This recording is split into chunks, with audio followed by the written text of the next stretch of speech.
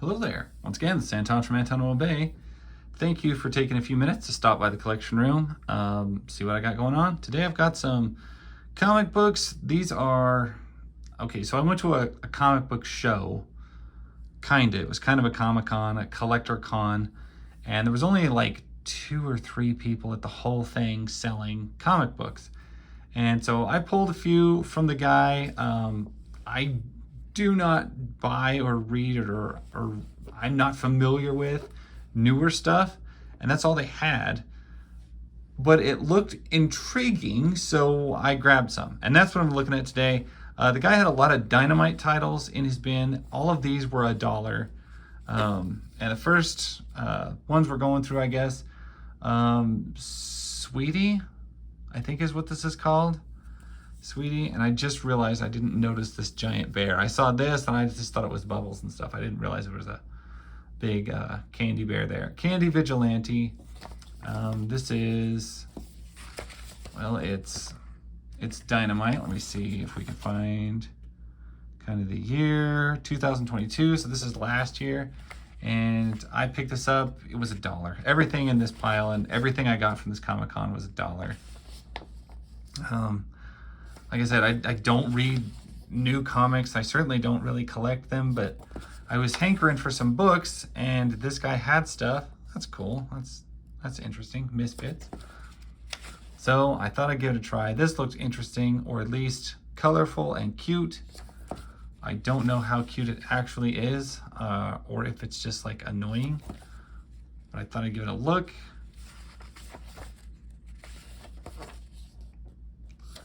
And of course, I have no idea what the premise is here. I'm looking at it. It does seem to have some actual candy stuff going on in it. I did not see, I saw Siren's Gate in there, and I actually grabbed a few of those. And those will be in one of my later coming videos, but well, from the top, I don't hate the art style. It's not overly wordy. Of course, I don't think most Dynamite comics are. In my limited interaction with them, they don't seem to be like overly wordy. Ray Fox returns to Purgatory. I see a lot of ads for their books. I do have to give Dynamite credit. They do seem to have extremely slick and polished covers. Very, very interesting. Really, I don't even know how it's done. It seems to have a lot of computer enhancement, the art does. And so, I mean, it looks really slick, I'll give it that. This is Grim Spotlight on Red Agent, Friendly Fire. Yeah, the art's, I like it. It kind of reminds me of the stuff Wildstorm that have maybe come up with, or like Gen 13 art from back in the day. But I can't get over how like nice the books feel. They really feel like they're well made.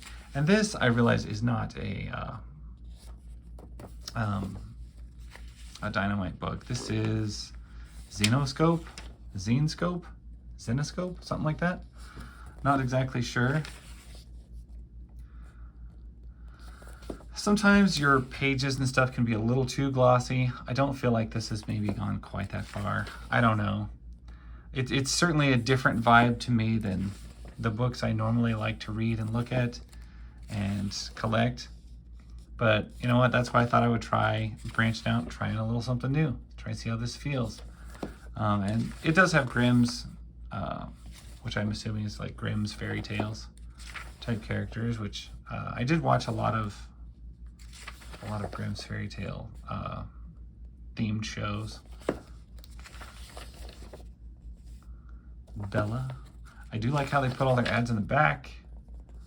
I got a Grimm Tale of Terror. I know at least one of the issues I picked up was one of those. And hey, I picked up this issue of Robyn Hood. Obviously. And Helsing, Rights, different publishers, different colors. Zenescope. I don't know what the deal is with Zenescope. New to zenescope virtual cons. I don't like the idea of virtual cons. It was $1. I gave it a shot. Picked up Robyn Hood. I've actually heard of this one, but I wasn't like terribly familiar. I don't know what the idea is, unless it's kind of going along with remakes of old fairy tale stuff, which I could see that. Kind of looked like a woman Green Arrow to me, so I thought I'd grab it, give it a shot, kind of decide if it was going to be worth my time, even for $1, you know. And the art in it looked good. It looked kind of reminiscent of the mid 90s, or I should say late 90s, early 2000s, which makes me wonder, when was this made?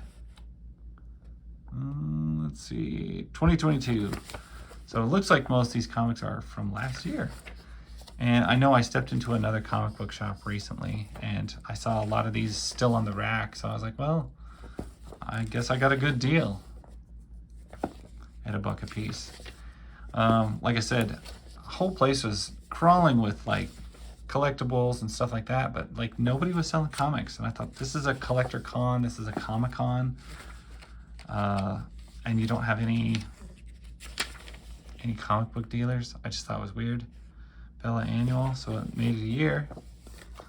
Can't say as I've ever heard of I gotta learn how to pronounce that, Zenescope comics before, so I mean, this is a new thing for me, but there they are. And then they had these Scarlet Sisters, and this is kind of confusing, as it is with Dynamite stuff. Pretty sure these are the same book. Like, the exact same, which is variant covers.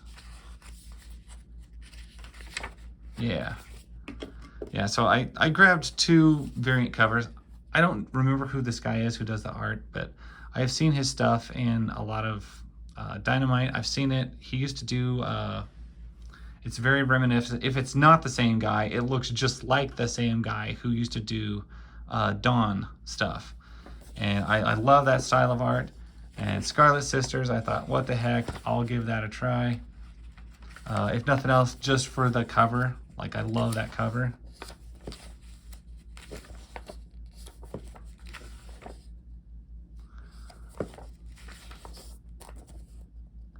Ugh, lots of stabby. The inside art is okay. I mean, it's nothing to really write home about. It's not like blowing me out of my shoes or anything here. So I might just enjoy this just for the cover that I got. Just that cool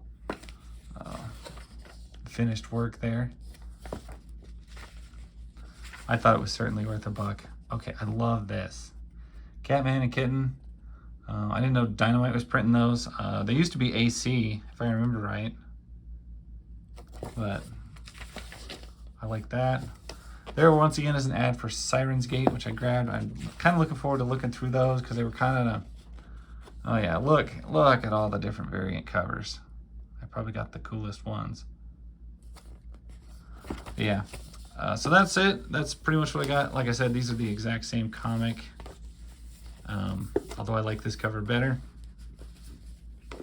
And that's a small portion of what I got. I ended up buying quite a few. A pretty good stack. I probably spent, I don't know, $40 maybe, which is way more than I wanted to spend, but I did. And I got a stack of all newer comics, and I kind of just want to see if there's something I want to pursue or if it's just whatever. It was kind of an impulse buy, but it was also like I really just needed to go out and go check out a comic book experience. It wasn't a shop, it wasn't a con, so I got to call it something. It was a comic book experience. And that's what I got from it, and that's my story. Thank you guys for watching. I appreciate your views. It's good to be back. I know I took about 8 days off there. But anyway, thank you. Bye.